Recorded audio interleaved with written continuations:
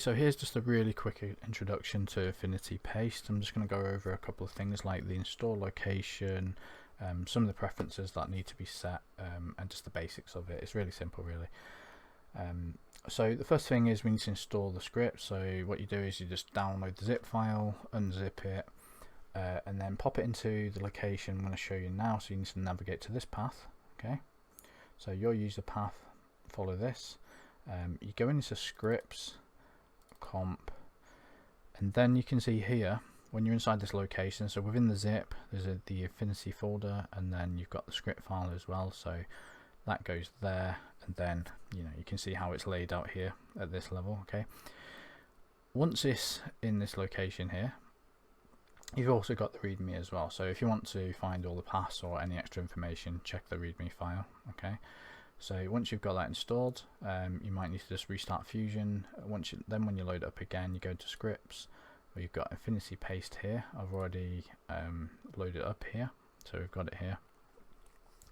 Now the first time you use this, auto is going to be unchecked. I'm just going to explain what that is. So what I'm going to do is jump into Affinity Designer. Now this works with Affinity Designer, Affinity Photo and Publisher as well, but only for the vector tools. Okay, so it's going to bring in all your basic kind of strokes, shapes, and colors.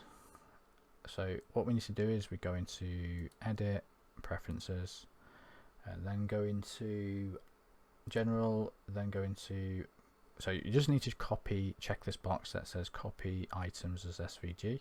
What that's going to do is going to copy the code we need to the clipboard, and then all we do is kind of paste it in across on this side. So just remember, we'll just do a basic example of that first. So one way you can copy artwork is we can just select the pieces of artwork that we need, or just an individual piece of artwork if you want that.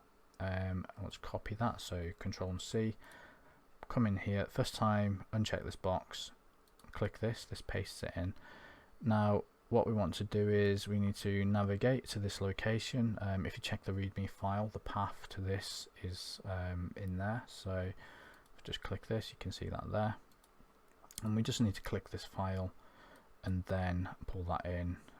Keep these default if you want the first time, or set them.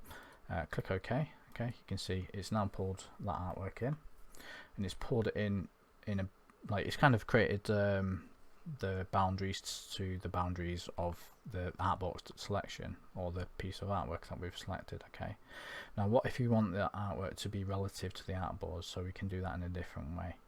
And on the next time we import everything in, we're going to import everything in an automatic way. So we're just going to check auto on this tool. We'll just delete this, and then I'm just going to jump back over to Affinity Designer, and this time what we're going to do is we're just going to create an empty boundary that is the same size as the artboard. So what we'll do is we'll just create that boundary, we'll select all the artwork, or just the pieces of artwork that we want to copy across. Okay, we're going to Control C, copy that across, go back to Fusion. Okay, now with this auto checked, we're just going to click this import button or the paste button. You see it's going to automatically paste everything in. Sometimes we might get that pop-up occasionally, but if you see, I'll just do that again.